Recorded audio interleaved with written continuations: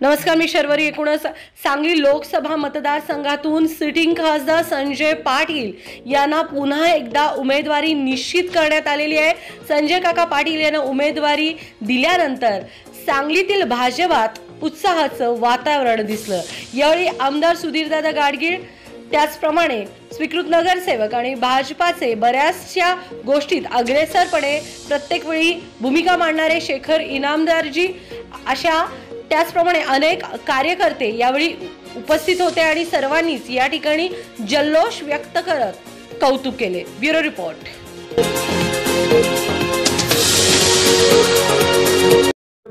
सगळे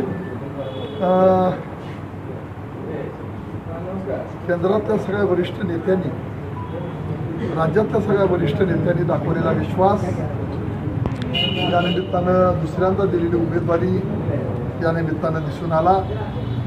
सगळे आमदार, सगळे सहकारी, सगळे पदाधिकारी यांच्या सगळ्यांच्या सहकार्यानं सांगली लोकसभा मतदारसंघातून पुन्हा मोठ्या विक्रमी मताधिक्यानं लोक आपल्याला निवडून देतील.